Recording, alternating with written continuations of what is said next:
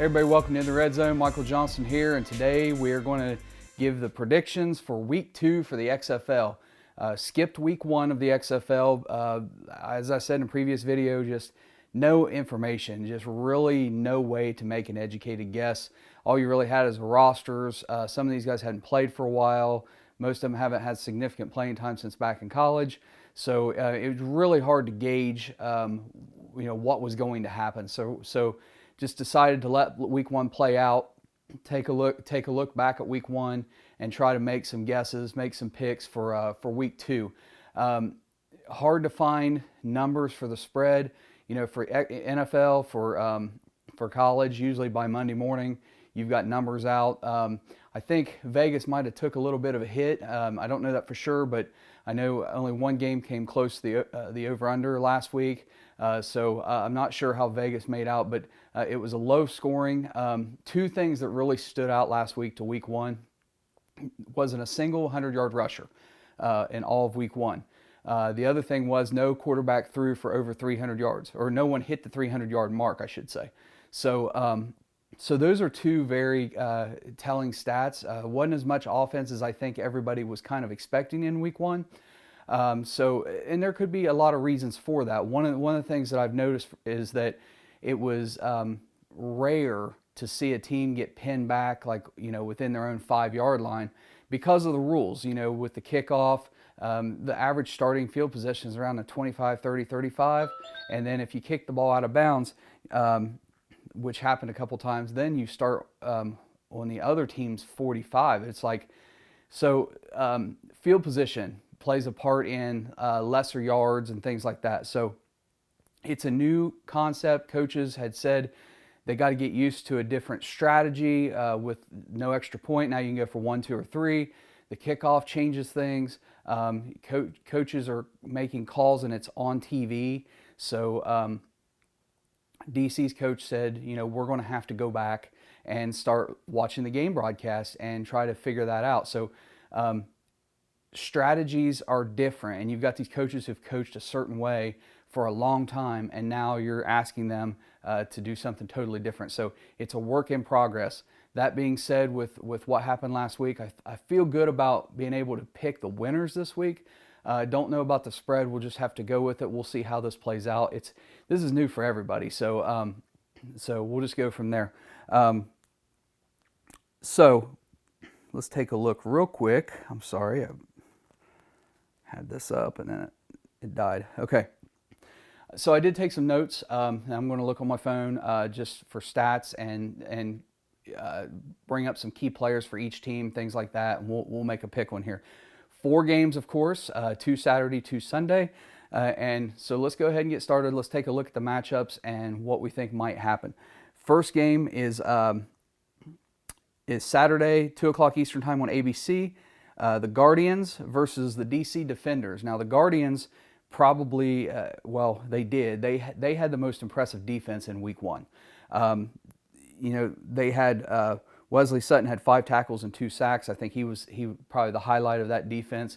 But DC's defense looked pretty good. For DC, Cardell Jones, I think, is going to be a really solid quarterback. I think the more reps he gets, the better he's going to get. He threw for 235 yards and 2 touchdowns, had like a passer rating of 116. It was pretty good for him. Eli Rogers had 6 catches for 73 yards for DC. For New York, Matt McGloin, 182 yards passing, a touchdown, and 1 rushing touchdown. So should be a good matchup. Both teams 1-0. First game on Saturday. Should be a good one on ABC. Currently, DC is a 6.5-point favorite, and the over-under on this is 48 points. This one's tough. I think Audi Field is a perfect place to play. I think the MLS stadiums are perfect for the XFL. The crowd's really into it. I think the crowd will show up again for DC. I think it's going to be a stellar crowd. I think this week we'll see more offense across the board than we saw last week. So that being said, how real is New York's defense? I think we're going to find out. 6.5 points. Really, I have to take, as far as the spread goes, I have to take the Guardians here. I don't think DC covers 6.5. The scoring system and the way things play out, and with, you could get a field goal the other team scores a touchdown, they don't score their extra point or 2 points, and it's 6-3, and you're only a field goal behind. With those different strategies and the options, when you score a touchdown, I feel like the games are just going to stay fairly close. And I think these are two very good teams. So I think this is going to be a heck of a game. So I have to take New York as far as the spread goes. Over under 48 points, you know what? That's going to be a little bit close. I think I would personally take the under in that. It's not something that I would even bet. I don't bet over-unders, but if I had to pick, I would probably go under on that. I think this is going to be more of a lower scoring game, which is also why I think it favors New York as far as the spread goes. So let's move on. Game 2 on Saturday. The Tampa Bay Vipers, a 3-point favorite at the Seattle Dragons. This game, 5 o'clock Eastern time on Fox. Over-under on this is 45. For Seattle, Brandon Silvers last week, 21 of 42, 213 yards, 3 touchdowns, 2 interceptions. Austin Proehl, 5 catches, 88 yards, and 2 touchdowns. Probably the highlight wide receiver, the big name guy as far as wide receivers go from last week. Of course, his dad played for the Rams in '99, so anybody who follows football knows that situation. For Tampa Bay, Aaron Murray struggled last week, 16 of 34, 222 yards, 2 interceptions. Daniel Williams had 6 catches for 123 yards. For Tampa Bay, I got to be honest with you, I was shocked. All these spreads and over-unders are based on Bovada. It's an online sports betting site, and I don't, not plugging them or anything, but that's where these came from because it's hard finding these numbers right now. But I was a little bit shocked by that, and to start out, this was a 2.5, and it's moved up to 3. I'm going the other way because I really think Seattle is going to outright win it. I was impressed with Seattle last week. I think they have a good offense. They're going to be home. I think ratings wise, Seattle is one of the top markets for ratings as far as watching these games in week 1.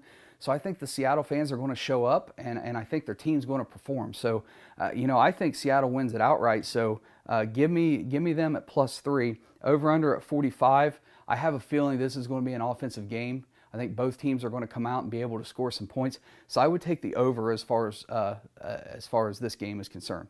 All right, let's move on to Sunday. The first game on Sunday, the Dallas Renegades, 4.5-point favorites at the LA Wildcats. This game, 3 o'clock Eastern time on ABC, over under 47.5. Last week, Dallas was expected to beat St. Louis, and they fell at home. I think it was 15-9 was the final score.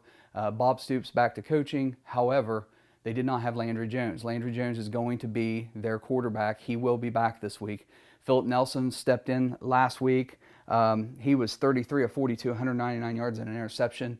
They are going to throw the ball all over the place in Dallas. That air raid system, I think when they start clicking, they're going to score a lot of points. Wildcats struggled, probably based on week 1, the worst team in the league. I personally feel like it was a mistake for the XFL to put a team in LA.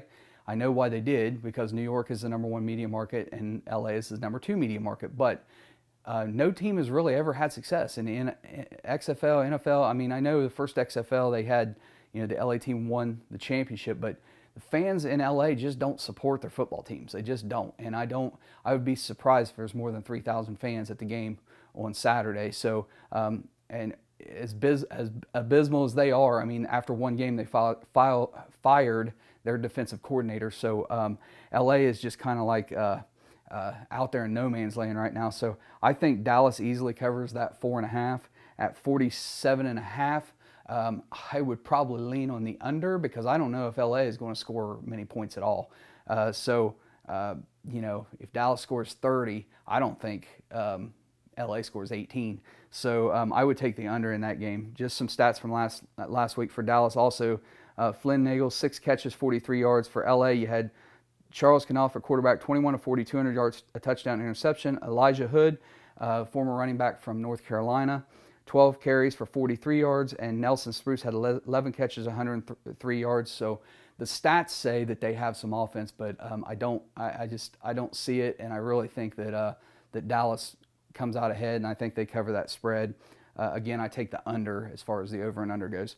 Last game is on Sunday. This game is the St. Louis Battlehawks against the Houston Roughnecks.